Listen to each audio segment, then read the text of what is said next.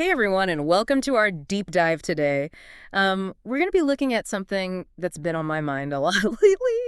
You know, that line between heroic and criminal. And if something that seems bad at first glance can actually be, a force for good. Yeah, it's really interesting, right? And the stuff you sent me has these two totally different ways to think about that.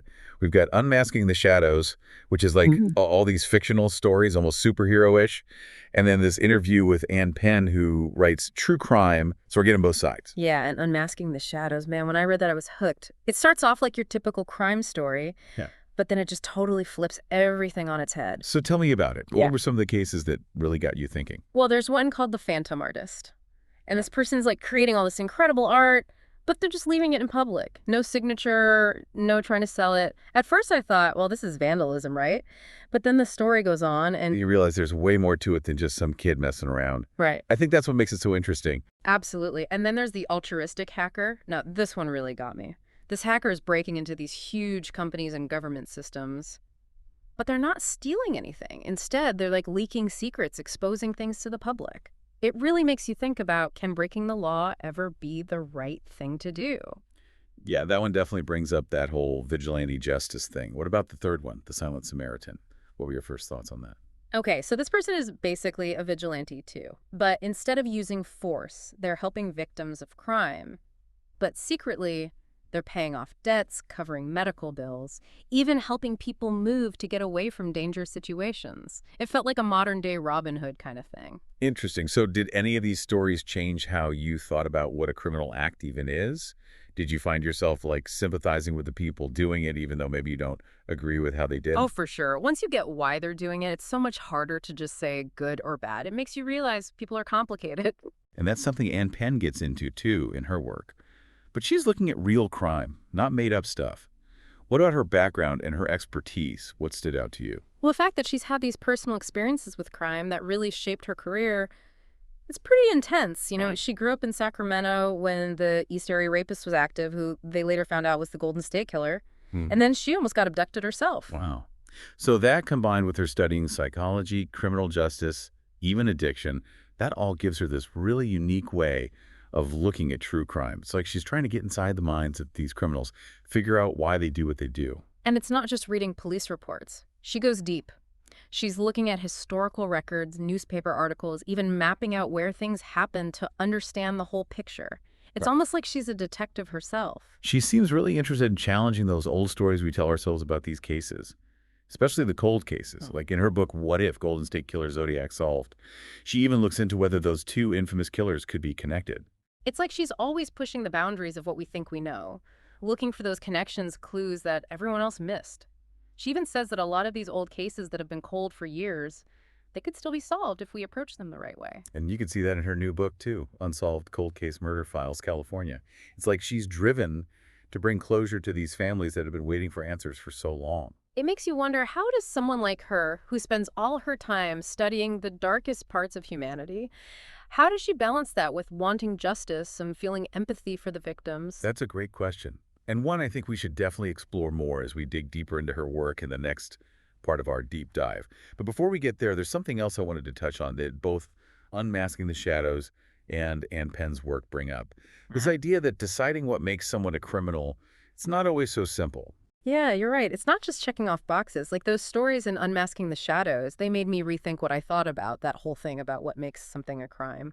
It's easy to just say that's wrong, but those stories showed me that it's not always that clear. It's about why they did it too, those gray areas. Absolutely. And that case with the altruistic hacker is a perfect example. Here's this guy breaking the law, but he's doing it to expose corruption and ultimately do some good for the world. Yeah. So it makes you think, can something illegal actually be okay if the reason behind it is good? And Ann Penn's work shows how what we think of as a crime changes over time. She talks about things that used to be crimes, like being gay or marrying someone of a different race. Those are totally accepted now. And then things that people used to just ignore, like domestic violence or child abuse, those are now seen as the serious crimes they are. Yeah, it's amazing to see how what we see as right and wrong changes over time and how technology and social movements and all these things influence that. It makes you wonder what we're doing now that people will look back on in the future and think, wow, they thought that was a crime. Our legal system and our values, they're always changing, Yeah, right? that's right. And I think that's one of the main things we're seeing here. What it means to be a criminal, it's not a fixed thing. It changes. It depends on who's looking at it and when. What might be a big deal in one place or one time might not be in another. Which brings us back to how we deal with justice and holding people accountable when things are so unclear. If we can't always say for sure what a criminal act even is, then how do we make sure everyone is treated fairly and gets justice? When we were talking about Ann Penn before and how she goes about all this true crime research, I was really struck by how she uses psychology alongside like the classic detective work. It's not just about the facts of the case. It's like she's trying to get inside the head of the criminal. Yeah, it's a really smart approach, especially with cold cases where you might not have a lot of evidence or witnesses anymore.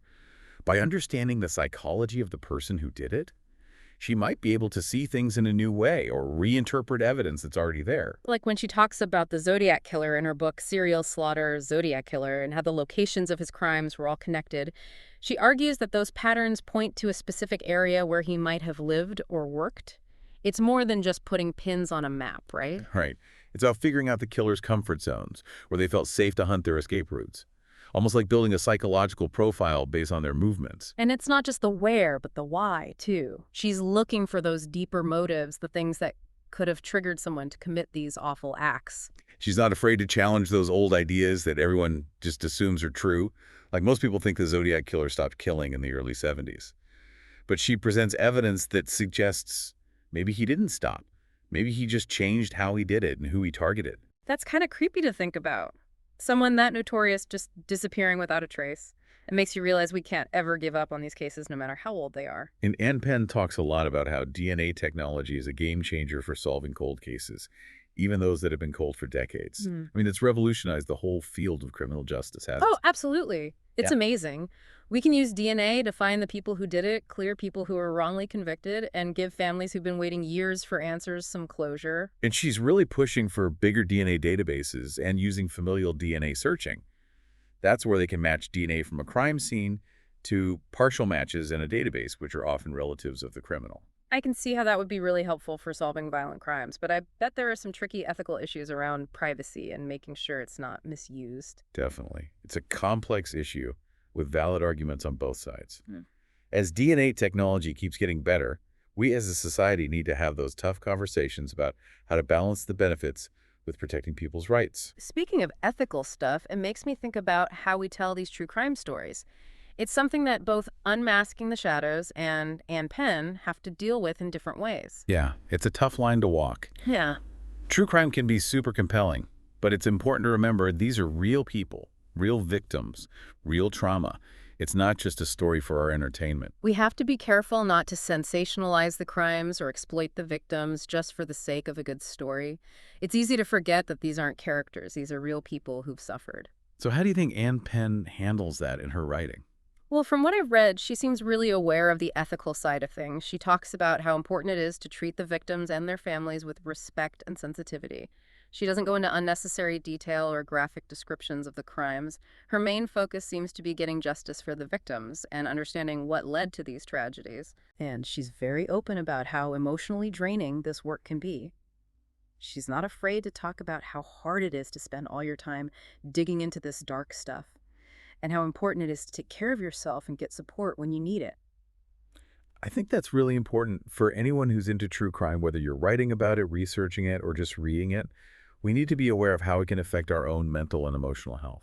So let's bring this back to what we've been talking about the whole time, this idea that criminal isn't always such a simple word. What really stood out to you about that in these sources? Well, those fictional cases in Unmasking the Shadows, they really made me question what I thought I knew about what makes an act criminal. You know, it's easy to see something and say that's wrong. But those stories showed me that there's more to it than that. It's about why they did it, what their motives were. It's not always so black and white. I totally agree. Like that altruistic hacker case is the perfect example. He's breaking the law, but he's doing it to expose corruption and help people in the end. So is it really wrong? It makes you wonder, can breaking the law sometimes be the right thing to do if you have good intentions?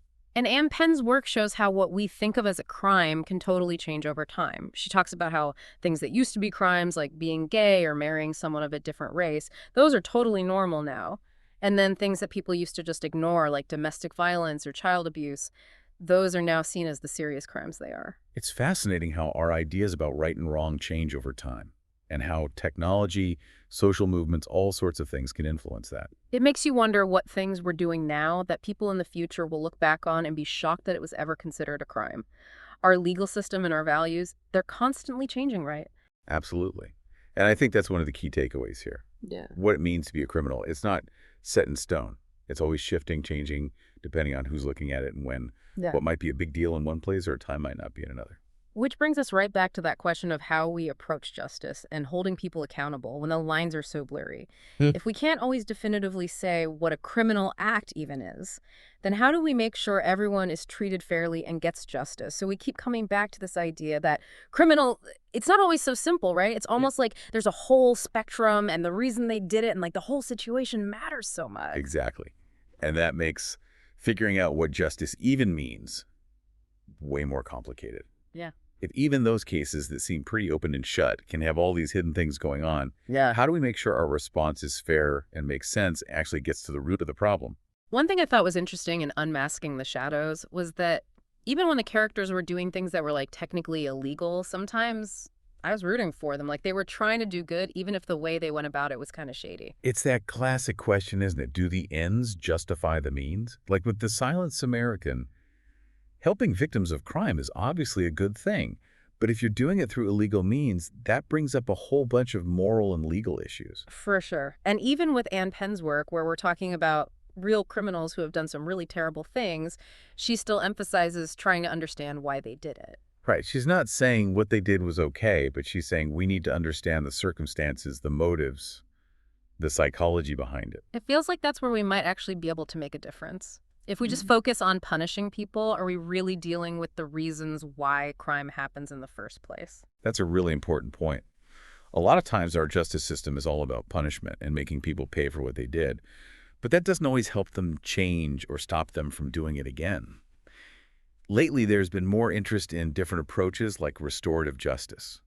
I've heard that term before, but can you explain what that actually looks like? So restorative justice is about trying to fix the harm that was done by the crime instead of just punishing the person who did it.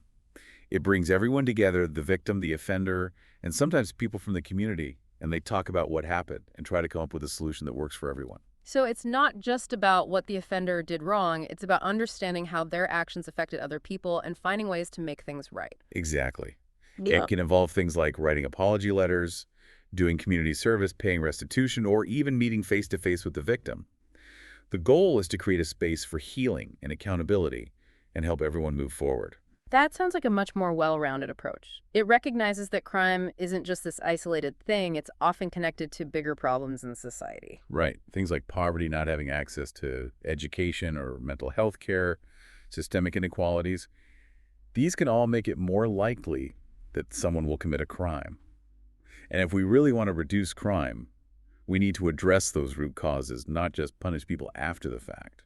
It reminds us that the justice system isn't separate from everything else. It reflects our values, how we understand human behavior, how much we're willing to invest in preventing crime and helping people rehabilitate. And those values change all the time. Look at how our views on domestic violence or drug addiction have shifted. These used to be seen as mostly criminal issues, but now we understand there's a lot more to it. Social factors, psychological factors. It makes you wonder what other changes are coming. What things are we dealing with now that people in the future will look back on and see totally differently? That's a great question to think about, isn't it?